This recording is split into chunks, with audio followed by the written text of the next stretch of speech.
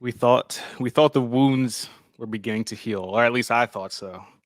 And then you start to get up here to do the show, and all of the pain comes back, and we're still not over it. This loss is gonna hurt a while as the Eagles fall to the Kansas City Chiefs, Pat Mahomes and Andy Reid by the score of 38-35. What's going on, y'all? Welcome to our weekly edition of the EPA Podcast, brought to you by BGN Radio and Bleeding Green Nation. I am your host, Victor Williams. Be sure to follow me on all social platforms over at the Philly Pod. Do the same for my co-host, Shane Haff, at _TPL. We are going to do our very best. Be happy that this isn't Sunday night or Monday morning that we're talking about this game. And we've had some sorts of reflection to try and pull ourselves together to talk about this game because it still hurts. It's still very, very, very, very painful because the Eagles had all the chances in the world to pull this one out. And a couple mistakes, and one that Shane has been vocal about throughout most of the season that he hoped would not cost us a game, and it pretty much did in this one. We'll get into it all as we break down the events of Super Bowl 57 and the end to a very magical season. I don't want it to be lost. How great this season truly was, and we'll get into all that stuff. But Shane, you could probably hear it in my somber voice, not as enthusiastic as I typically am, of just this game and what it would have meant to the city, to the franchise, if they were able to just maintain a 2-score lead out of halftime. And you see Patrick Mahomes hobbled at the end of the half, and the Kansas City misses that field goal, and just it feels like it's just gonna happen. The stars have aligned and the Eagles are gonna pull this one out. But the Eagles only showed up for one half. More specifically, the defense didn't really show up for the game at all, but specifically didn't show up in the second half. And it's just so many emotions, so many feelings, so many things running through your head at one time as to what went wrong in this game. But I guess we'll take it from the top on how you feel just in general about the game. And it's so hard to get to a Super Bowl. The Eagles got there, and we expect them to be back at some point, but you don't know when, you don't know how soon. It's a tough one, man. It's a tough one to swallow. Yeah, absolutely. It feels very deflating. It's a good word. Just because of how the game went. Like, they were playing with house money. You didn't expect the Eagles to be in a Super Bowl this year before the year started, or at least I certainly didn't. I thought they were a 10 to 12 win team. I thought they would win the division, and I wanted to win a playoff game. That was a successful season for me, and it became so much more than that. And you could live with getting to the Super Bowl, and Hurts hadn't looked great thus far since coming back from the injury. You could have lived with him missing a few big throws, and he just didn't play his best game. And there's a little bit of, it's the furthest he's ever been in the playoffs. He's a young player. He's got an injury, all of those sorts of things. You could have lived with that. Jalen Hurts played the best game of his career. He outdueled Patrick Mahomes in this game, and it just wasn't enough. And it's so deflating because you mentioned how hard it is to get to a Super Bowl, much less to get the last time the Eagles were in a Super Bowl. Their starting left tackle was out. They were missing a running back. They were missing a quarterback. They were missing a linebacker. They were missing, they had so many injuries. They had all 22 starters available, healthy in this game. I mean, healthy as you're going to be in the Super Bowl. Guys are nicked up, whatever, but this was the best injury luck I've ever seen in a football team. Jalen Hurts played the best game of his career, and it just wasn't enough. And so that's deflating to know you're in that position and you just couldn't bring it home. And I've heard a lot of like defeatist talk online that, well, that was it, that was their shot, and now they're gonna have to pay Jalen Hurts, and you don't have the QB on the rookie contract anymore, and which, depending on how the extension's done, he's still got a year of that rookie deal left. They'll backload it. They may raise that cap number next year. We'll see. But I think people are overreacting to that a little bit because, honestly, what you're saying is just living in the moment. If you're lamenting that, you're saying, I wish we didn't have the guy, so we were drafting another one. And that's just silly. I mean, you want the quarterback. And even if you look back at the previous Super Bowl winners this year, Mahomes, not on a rookie deal. Matthew Stafford last year. Tom Brady in 2020. Mahomes in 2019. Tom Brady in 18. Nick Foles in 17.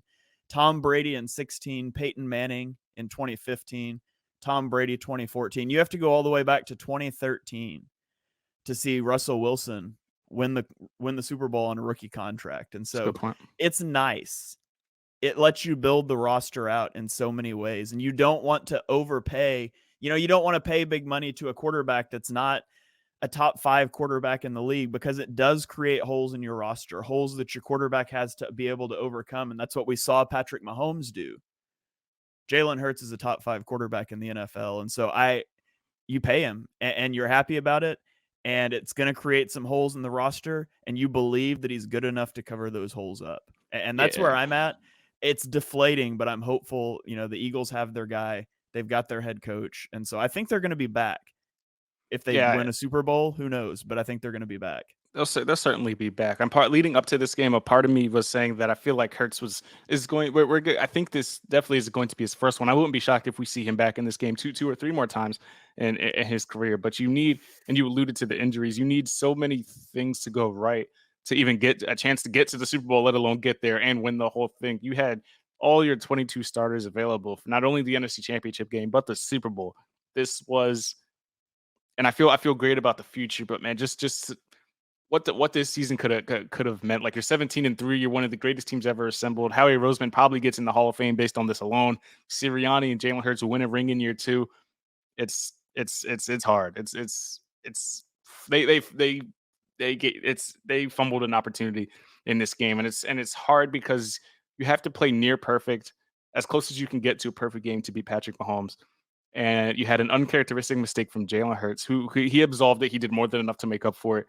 And Shane, how many times on this show leading up to this point, leading up to the Super Bowl anyway, that we have said we hope that a special teams mistake doesn't cost them a game. You certainly hope it doesn't happen in the playoffs. It's not the muff punt or something like that we were scared of, but it was allowing the longest punt return in Super Bowl history. And at that point, I'm pretty sure you and I and every fan in Philadelphia and around the globe felt that that the game was over at that point. Once that happened, you already didn't feel good. Of course, AJ Brown already made it known you didn't feel good about kicking that field goal on 4th and 6 on the Kansas City 15. You for sure didn't feel good after that punt return, and then that infamous hold on Bradbury all but sealed it.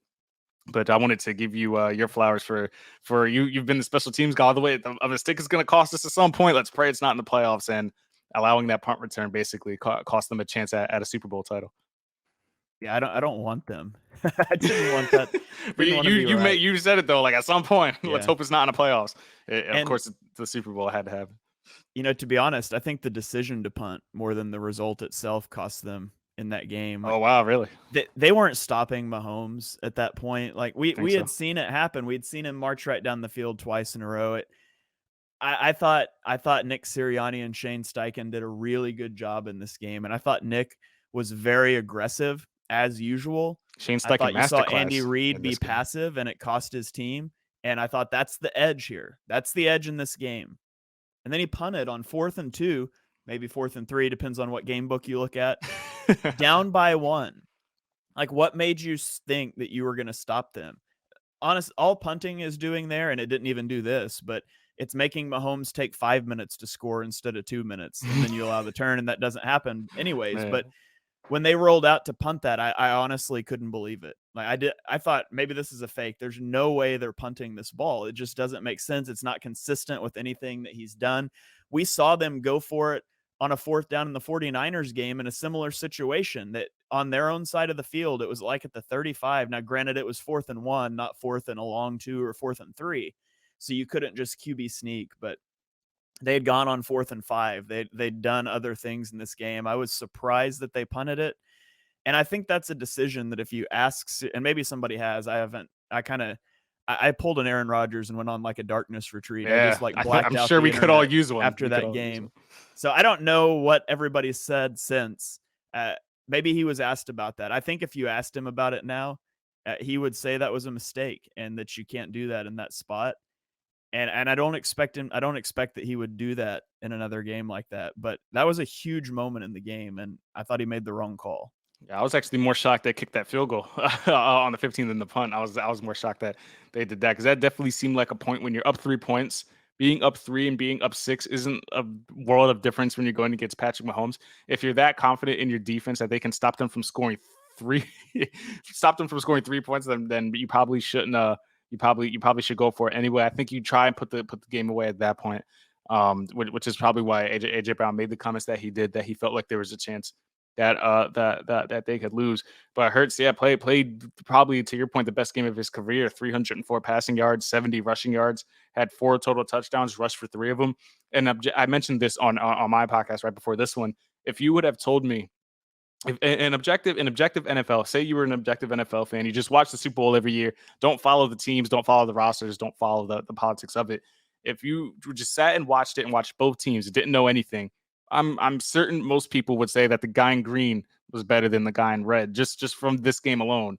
And the stats certainly look that way. Leading up to this game, we said the Eagles are not going to win this game if they expect Jalen Hurts to out-gunsling Patrick Mahomes. If I were to see these stats before the end result, if I were to just see these stats before the game happened, I would assume that the team that allowed Patrick Mahomes to pass for under 200 yards ran away with this game and held the Lombardi Trophy. Patrick Mahomes didn't even have a Patrick Mahomes-esque game. Yes, he's obviously the MVP, and he did special things as he always does. But when you hold Pat Mahomes to 182 passing yards, I assume most teams are going to win those games, and the Eagles just couldn't finish this one off.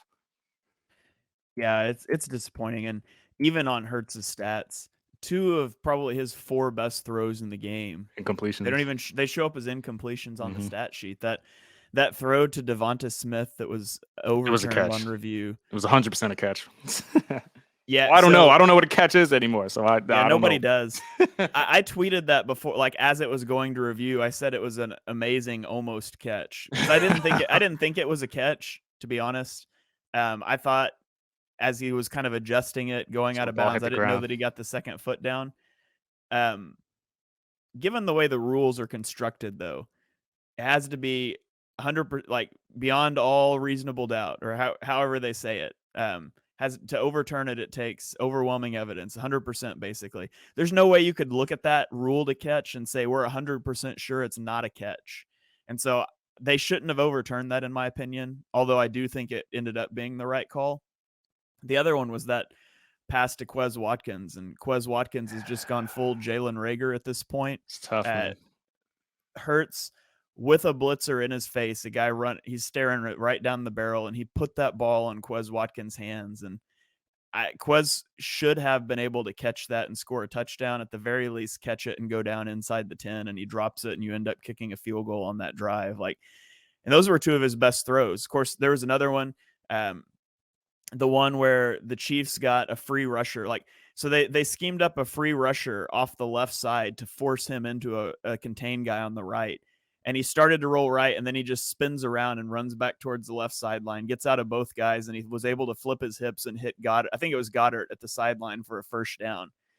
Mobile quarterbacks are just a cheat code, man. And that's a big league throw. And there's some protection issues that an offensive line that's as good as the Eagles should not be having. And it was there a few times in this game, and Hurts continued to bail them out. And then that throw to Dallas Goedert on 3rd and 13, as I'm watching that and I saw the snap, I see the corner at the bottom of the screen, open up in a cloud technique. And then when Hurts throws that corner out to Goddard, because of course the corner disappears on the broadcast view, but I was like, oh crap, there's a corner right there. He didn't see him.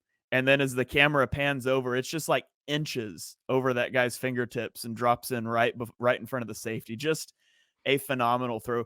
For my money, that's the best throw that Jalen Hurts has ever made in his career. And I mean, he was just on one in this game. He played a phenomenal game.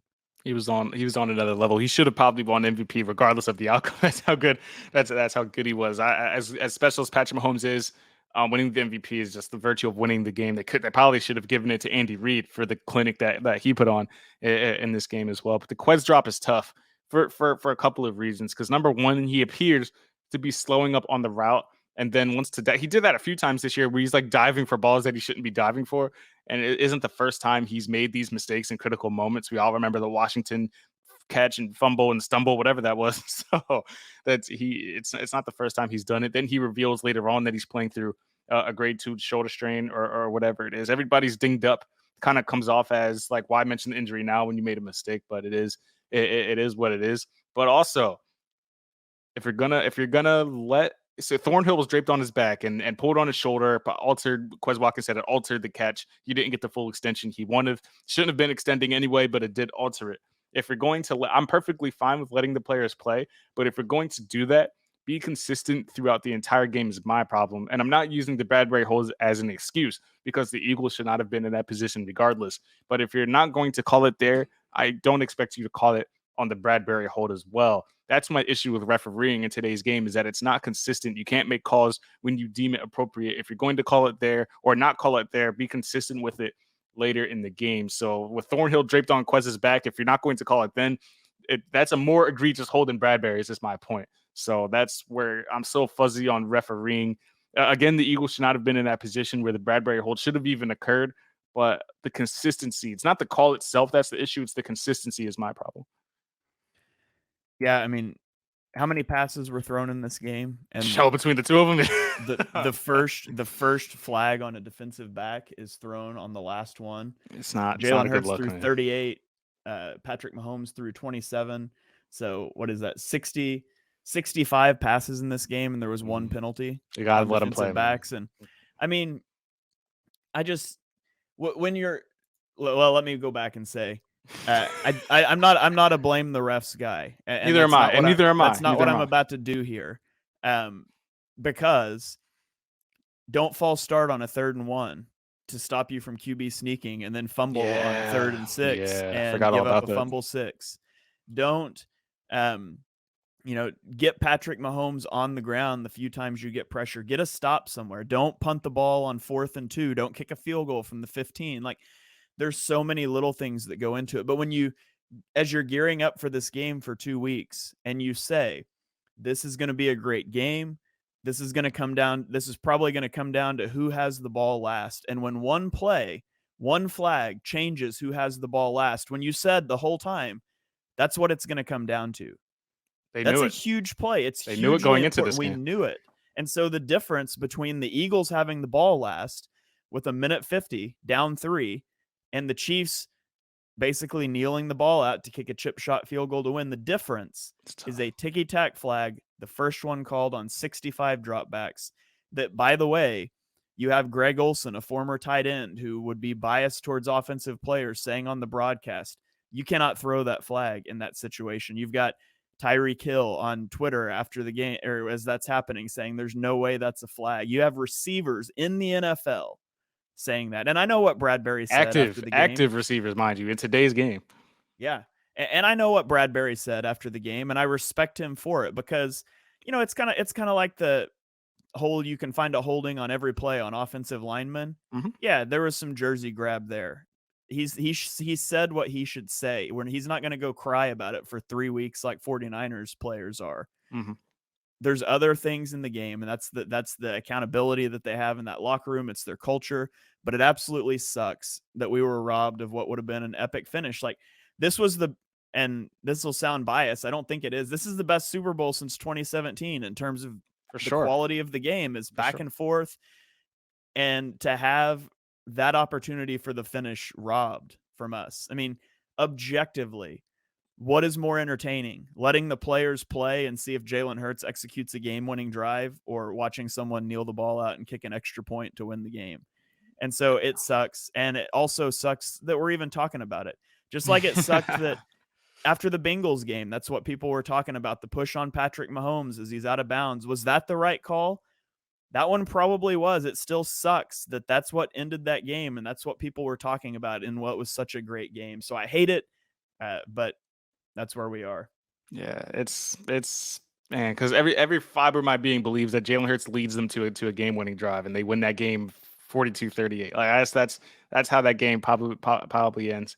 And that Siamalu, good thing you mentioned that, because I forgot completely about it. That's what even led to the fumble in the first place. That false start was critical because they were going to sneak and move forward, and that was that. But man, that combined with Hurts even fumbling in the first place, because he never ever makes those mistakes. And on the biggest stage, the one time is when it happens. And we commend Bradbury for his comments after, because he knew it was a hold. But I also believe that Bradbury was under the inclination that he thought that the refs were going to let it go. He said, I was hoping they would let it slide, because they let it slide the whole game. So why in that instance do you not let it slide in that one point? But this should abolish any and all notions that the NFL is scripted, because if it truly was, they would have seen that game in that final drive and all of that. I doubt this is the way the NFL wanted it to end. But a hold is a hold. We're not going to make excuses because, like we mentioned, the Eagles should not have been in that position. Multiple mistakes during the game led up to that point. You had a 2-score lead coming out of the half, and now you're just the second team in history to give up that lead and lose the game, in addition to that Falcons and that whole meltdown. Thank God it wasn't anything like that, or I wouldn't be here to talk to you about it, Shane. So it is just a tough. But like I said, I don't want to let this game just be it's a sickening ending. It's heart-wrenching, it's gut-wrenching. But just the 22 Eagles team, for what they are and for what they provided us this whole season. I said on Twitter, and I know that there'll be some pushback on this because of the Super Bowl, but this was, for me, this was the best Eagles season of my lifetime, just based on what they gave us, based on A.J. Brown's debut season and just the moments it gave us. And I understand that the Super Bowl 52 was unmatched. You brought the Lombardi to Philadelphia. And if we didn't win that title and that didn't soften the blow for this loss, I probably wouldn't even be saying this right now. And I've suffered through much worse losses during my lifetime, dating back to NFC Championship games of Tampa Bay and that Panthers one that was just so depressing, that Panthers loss. And even the 2008 loss to the Cardinals. But I truthfully believe that this Eagles season was, if not one of the greatest one of my lifetime, just based on everything that happened. And it just hurts that it ended this way. This was not the ending that any of us drew up. And it's just, you had a chance to take down Mahomes and Andy Reid, and he didn't pull it out. But if I find any solace in it, it's that Mahomes, we get the redemption arc. I said this on my podcast. Now we get the redemption. You fell, and now in year 4, he said year 4 starts now. And I think that when he does make it to the mountaintop and eventually win that Lombardi, and hopefully it's against Pat Mahomes, that win will be even more sweeter because of this loss. Yeah, absolutely. And we talked about how good of a game he played. The fumble 6 it was worth -8.5 EPA. If you remove that one play, which you can't do, but just it skews the numbers. I'll humor you. Yeah. It skews the numbers. Removing that one play, he had 22.6 EPA, like 0.4 EPA per play in that game. Just a phenomenal level. And it's just sad that the defense couldn't get one. We needed stop. Gannon to bail you out just one time. One time. We need one stop. That's all we needed, man. And so Shio Kapadia said this. There's been 400 Eagles games since the year 2000. Mm-hmm. 400. Where do you think this game ranked in terms of EPA allowed by the defense? Allowed EPA by the per defense? drive. Top 10 meaning like the most points they've allowed? Or the other way around? The other way around. The closer to 400, the worst game it was. Oh, they had to be like 391. Like, it had to be down there. That's exactly it. 391st. Oh, really? Oh, man. Only 9 games. Only 9 games has the defense performed worse since the year 2000. They were 395th. I was 100% a guess, too. Did not see that tweet. Yeah, I promise you I did. 395th in success rate. And part of that goes back to playing this game on an ice skating rink. Oh. We talked about all week that the Eagles pass rush off the edge was the key.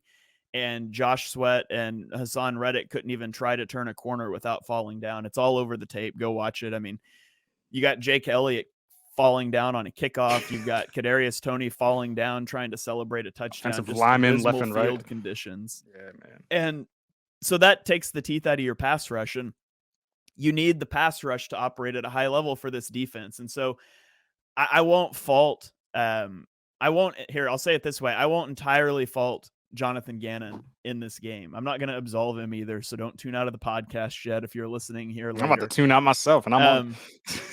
I thought the plan coming in is good. I thought you needed to dedicate more to stopping the run. It sounds ridiculous, but I said going into the game that I thought the key was forcing Mahomes to pass from the pocket. I thought you needed to stop the run, try to get them into obvious passing situations. And that didn't happen often. When it did was right before the half, and the Eagles made them go 3 and out because they could tee off with their pass rush. But they allowed too much in the run game. The run game was bad. TJ Edwards was particularly bad in the run game. And then you just didn't adapt anything. I thought James Bradbury had one of the worst games of his season as an Eagle. They came in and they tried to run a lot more man, which is what people wanted. And I thought that was a good call, and it just didn't work. The problem was it's not working. In the second half, it's clearly not working, and he needed to adjust. And so I didn't fault the game plan coming in. I fault the lack of adjustments, once it became clear the pass rush wasn't going to do what you needed it to do. I mean, look at the difference in what the Chiefs did and what the Eagles did. Mahomes could just sit in the pocket all day. And Hurts was having to roll out. They were moving him off his spot because they were drawing up these zone blitzes, generating free runners, confusing the protections. And you might not be able to bend a corner, but you can run a straight line at the quarterback. And so I thought Gannon did an awful job of just running it back with his same scheme he came into the game with. And, I thought the scheme was good and maybe it works on a different field, but his failure to adjust was just infuriating in this game. And you couple that with no pass rush and your defensive backs playing really, really poorly. And you give up 38 points and you blow a 10-point lead and you score the most points in a loss by a Super Bowl team ever. And that sucks. And so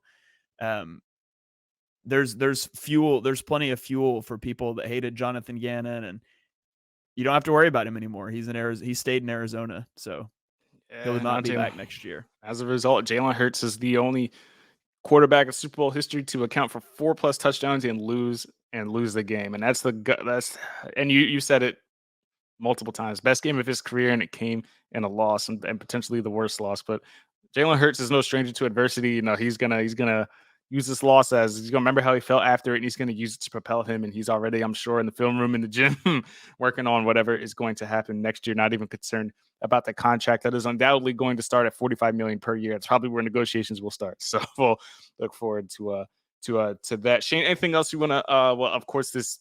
I don't want to say put a bow on the game because I'm sure we'll be talking about it and at reference points for the foreseeable future. But any key points you want to hit on before we go to break and come back and talk about the coordinators and some housekeeping notes that have happened since the end of the Super Bowl. Yeah, so the Eagles had 12 players play 15+ snaps on defense in this game. 8 of them are free agents now. Yeah. So beyond a new defensive coordinator, this defense is definitely going to look different next year. And it's hard to feel like you didn't miss an opportunity. At the same time, though, the adage that defense wins championships, that sounds great in defensive meeting rooms. That has not been true in over a decade. So the offensive nucleus stays together, and I think that's what's most important. And I think that's the focus moving forward. Yeah, definitely. Going to be a heck of an offseason looking at the 20 plus free agents.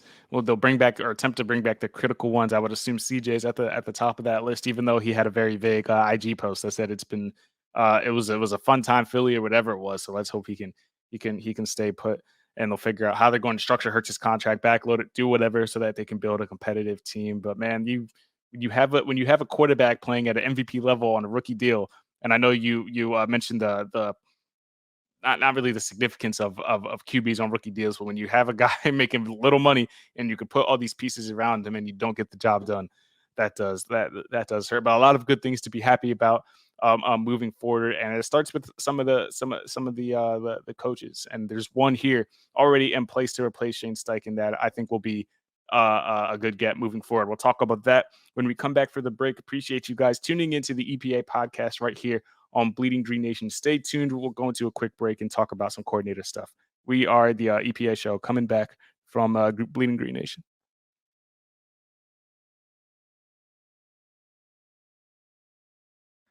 We are back here on the EPA podcast. We're going to be breaking down some of the coaching news that has broken since the Super Bowl as the Eagles lose both of their coordinators. Offensive coordinator Shane Steichen is the new head coach of the Indianapolis Colts. That was expected before the Super Bowl. What wasn't quite as expected is defensive coordinator Jonathan Gannon signing a deal to be the head coach of the Arizona Cardinals. So being so close to the Super Bowl, as we talked about, now the Eagles are going to have to rebuild out their coaching staff. Let's start first on the offensive side of the ball, where it seems like the Eagles already have their guy, Adam Schefter, reporting that the Eagles quarterback coach, it's all but a done deal, kind of insinuating that it's done. It just hasn't been announced yet. So it seems like we're going to be promoting from within here. Victor, what do you think about that move? Yeah, I think it was an expected move. We all knew that he was the guy waiting to be promoted once Shane Steichen went on to Indianapolis. The Eagles are the first team, I believe, in 10 plus years to lose both coordinators following the Super Bowl. So when you have a team as successful as the Eagles are, of course, you're going to be losing coaches in the process. But Brian Johnson, essentially the right-hand man to Jalen Hurts, dating back to his childhood. Jalen Hurts' dad coached Brian Johnson, so they are very connected as far as that is concerned, especially on the football field. But mind you, I feel like Brian Johnson is super qualified for the position, regardless of the connection with Jalen Hurts. During his time at Florida as the offensive coordinator, he led Kyle Trask to a Heisman finalist. I think Kyle Trask finished fourth in the Heisman race that year. And he also was instrumental in the development of Dak Prescott during his time at Mississippi State as well in 2014. So he's definitely dealt with some high-profile quarterbacks. He's had his hand very much so in the pot of developing Jalen Hurts at MVP level this year. So we all knew this was going to happen. I knew that Kevin Patullo was also, his name, Kevin Patullo, was also in the mix there as well. But for a guy that is so well connected to Jalen Hurts, and there was some skepticism that or some rumors rather, that Shane Steichen could potentially poach Brian Johnson and bring him with him. But I highly doubt Jalen Hurts or Nick Sirianni would let him walk out that door. So that was quickly shut. But I think the offense could benefit from some fresh new ideas, because as great as Shane Steichen was, he was very, very good for the offense this year. I do think Jalen Hurts bailed him out at times when things kind of broke down and Jalen Hurts had to make something out of nothing, or make plays happen with his legs, or just had phenomenal throws that bailed out questionable play designs. But I think the offense could definitely benefit from a fresh new perspective, especially since they were not the greatest after the second quarter, and those mistakes caught up to them in the Super Bowl. And you can't do that against a team like Patrick Mahomes and the Chiefs. Yeah, so there's a lot that goes into this position. So Shane Steichen, the play caller, did a really good job. Like, there's a noticeable difference. Now that we know that he took over play calling last year, midseason, you can kind of go back and see, oh yeah, it changed a little bit. He was a really good play caller. One of the things that I thought he was best at was sequencing his plays. The Eagles ran a very simple offense. Let's be honest, the Eagles ran a high school offense, and I don't mean that as a negative. The Eagles had a very simple offense. It's RPOs, it's zone read, it's smash, it's dagger, verticals. That's kind of the menu of concepts that they had, and they executed them to perfection, because they said, our line is better than you are. Our receivers are better than your corners. Our quarterback is better than your linebackers. We're just going to beat you however you give it to us, and we don't have to reinvent the wheel. I mean, it's kind of like the high school team that gets like the 3-sport athlete that can run circles around everyone at quarterback, and so they just run 3 plays and nobody can stop them. And that's not a bad thing. I do think you're going to have to expand it a little bit moving forward, because teams are going to get a whole offseason to study that now, and they're going to come back with better plans. And I don't think that Shane Steichen was incapable of doing that. But you bring in Brian Johnson, it brings in some new ideas as well. So from that aspect, I think it's good that they're promoting Johnson. The offense was working well, so promote from within. The problem with promoting from within sometimes is it's hard to figure out who was good and who was riding coattails. And we saw 2017, the Eagles won the Super Bowl. Frank Reich left. This is not me arguing Frank Reich was the reason they won instead of Doug Peterson.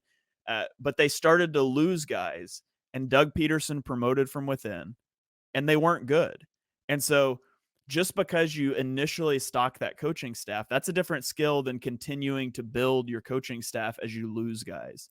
Doug struggled with that, and it was to the team's detriment. And so we've got to see if Nick Sirianni can draw in some of these coaches and be able to replenish the talent that they're losing. And then the other thing is, Brian Johnson, does he have that knack for calling plays? Maybe he's a great designer, who's the play caller now?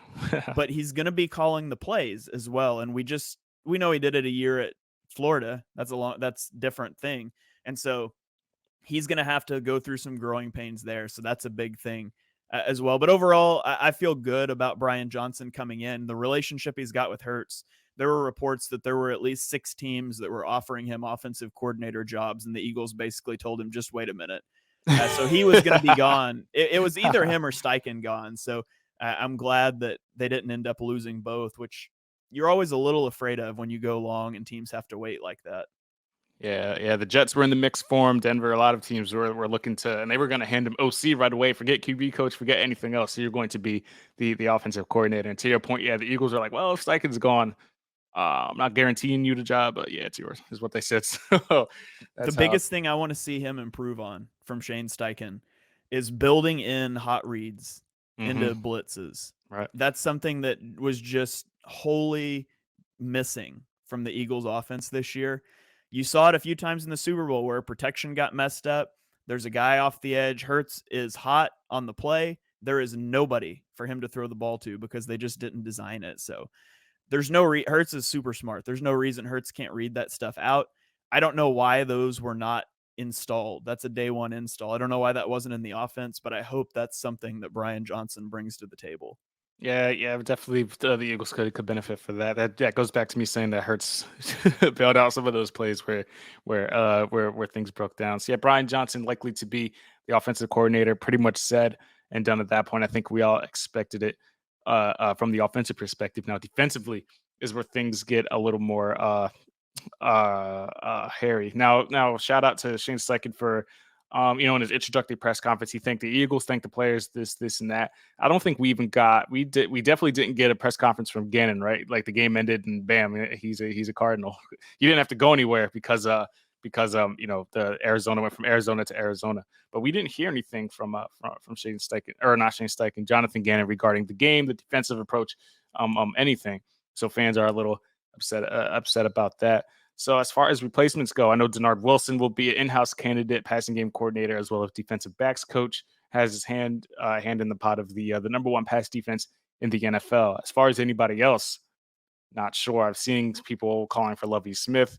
The guy, I think his name, I forget his first name, but his last name is Desai over in Seahawks. He's a student of Vic Fangio. So if the Eagles respect Vic Fangio as they say they do, and we all think they do, he could potentially be a candidate, even though I don't know what Vic Fangio did for those 2 weeks as far as helping the defense stop Pat Mahomes, because it didn't do a whole lot. So I'm not sure what his role was there in that involved. Jeffrey Lurie might want to look into stopping that check if that's the thing. So I'm not sure what the situation was there. But yeah, defense is definitely going to be more questionable. I think it's going to take a little more time in finding a replacement for Jonathan Gannon. Yeah, and I don't think there's any reason to rush that. The Eagles are in a unique spot with their defense. We mentioned they've got so many pending free agents. You don't have to run the same system that you ran this year because you're going to be experiencing heavy turnover on your defense. And so I think they should do a far-reaching search. I want to bring in a lot of guys and talk to them, and I want to come up with some different names, different philosophies. You don't have to stick with quarters. You don't even have to stick as a 3-3-5 base team. Like, you could change so much about this defense in one off season with the free agents leaving, with the draft capital and things like that. So I would not be in a big hurry to promote Wilson. Now, I wouldn't hate it if he's promoted. That's fine. But I think the Eagles are going to take their time a little bit more with that search. Yeah, it's going to be interesting what they do. Are they going to find somebody that's a bit more aggressive? Are they going to go somebody that is more of what Jonathan Gannon was, as far as using his scheme to kind of be the focal point there? It'll be interesting to see how they move there. Shane, I'll ask you, because you've made it known that you're more of a Gannon supporter than most. Who do you think is going to be the bigger loss between Steichen and Jonathan Gannon? Because we all feel good about Brian Johnson. You did mention growing pains as far as play calling is concerned, and I think Steichen was very, very creative on offense and a big contributor to Hurts playing at an MVP level this season. So between the two, who do you anticipate being the bigger loss for this team in 2023? Of course, we don't know the replacements yet, but Yeah, I think it's Steichen, hands down. Absolutely every day. If I could pick one of those guys to keep, it's Steichen all day, every day. I know that his offense works against elite defenses. I don't know that Gannon's defense, A, works, B, is that he would adapt against elite offenses. And so, if I could only pick one, I'm picking Steichen. Now, I do, like I said, I think Brian Johnson's a really good candidate to plug in there, and hopefully it doesn't drop off, and hopefully you see some growth. I don't know what they're going to do on defense. I would like to see them go get somebody that I don't want a Wink Martindale that has one play in the playbook and you're cover 0, cover 1 blitzing. Like, that's not what I'm asking for. It's called jailbreak blitz is what it is. Yeah, but I would like a guy that is a little more amenable to doing some different things. So I want to throw a name at you. Mike Zimmer. Oh, interesting. I like Zimmer. I like his style. Yeah, so he's fired by the Vikings at the end of 2021. 2022, he went to Jackson State as an analyst with Deion Sanders, and so he was out of the NFL completely. I think that Zimmer is a guy that you could bring in. He likes, to mug those A gaps, show 7, send 4, all that simulated pressure stuff that gives you the chance to create chaos up front. Maybe a little bit too much sometimes. And hopefully that's where you could keep a guy like Wilson and, there could be some good counterbalance there. But he's a name that I would be really interested in. I haven't dug a lot further than that. I know some people are interested in Lovie Smith. Mm-hmm. Not a big Lovie Smith guy. I thought Lovie Smith was way too much of just a straight old school Tampa 2 sort of player or sort of coach. And I don't love that as an approach, but Zimmer I would like. Wilson I'm fine with. I'm sure there's a lot of other names. I really haven't dug into it too much yet, but just a couple names, I guess, to keep your eye on. Yeah, I haven't dove into it that deeply either. I'm going to write something this week on the potential candidates. That's when I'll take a deep dive and see, number one, who the Eagles are even interested in, and number two, who would potentially be the best fit. Because to your point at the beginning of the show, there's going to be a lot of different starters on this team next year. We expect Kaiser to be gone. You expect some of these other guys to be gone. And we don't know what's going to happen with these veterans either. So personnel also is going to be a thing. Who's the best coach for the personnel? We only have half the personnel, so you don't even know that either. So a lot of intrigue is going to be in the offseason, as well as the Eagles attempt to get back to the Super Bowl. And we all know how just tough it is to get back. But one thing is, and one good thing to be excited about, is the NFC quarterbacks aren't all that great. Who's the best quarterback in the NFC? People can argue Dak. People can argue Aaron Rodgers, if he's even going to come back to Green Bay. He's in the black hole somewhere right now, trying to figure that out. So not a ton of great NFC quarterbacks. So as long as Jalen Hurts remains healthy and and they treat him well, and he's going to be the face of this franchise for the next 8 to 10 years, I think the Eagles are going to be in good shape. Because as long as you have, and Patrick Mahomes is an example of this, although he is the best in the game, as long as you have an all-pro quarterback, which Jalen Hurts is, you can find yourself in the dance at any point in time. Yeah. So two things I want to say. I want to say one more thing on the defensive coordinator, and then of course, go ahead. QB thing. They have time; they don't have to hurry. Right. But legal tampering opens in just under a month, March 13th, and so you would like to get whoever you're going to get in the building in the next 2 weeks, ideally. So you've got a little bit of time to figure out their input of what they want from these pending free agents, who's most important to sign and bring back. So I do think you're going to see them hurry on that. I think the first domino to fall is the Hurts contract, because you need to know exactly what it's going to look like so you can structure around it. So I would be looking for a Jalen Hurts extension very soon, maybe within a week, and then probably trying to get a defensive coordinator within a week or two. So, and to your point on the NFC quarterbacks, I don't even think you can have a good faith argument that there's any NFC quarterback that belongs at number 1 besides Jalen Hurts. Right. You could put Dak up there, and Dak puts up good stats. The proof is in the pudding when it comes to postseason play. I've been a big Dak as a top quarterback guy, and I think he is. He's a top 7 quarterback. I think top 7. Yeah, I'm going to do a list later this offseason, and that's a good way to get everyone to yell at you on Twitter is to rank quarterbacks. But he's a good quarterback. I wouldn't take him over Hurts. Aaron Rodgers is probably number 3 for me in the NFC. I would rather have Hurts and Dak than Aaron Rodgers, and who knows what Aaron Rodgers is going to do. He might go find a game show to host. So Eagles have the best quarterback in the NFC. They've got a very good coach. So they're going to be in it every year.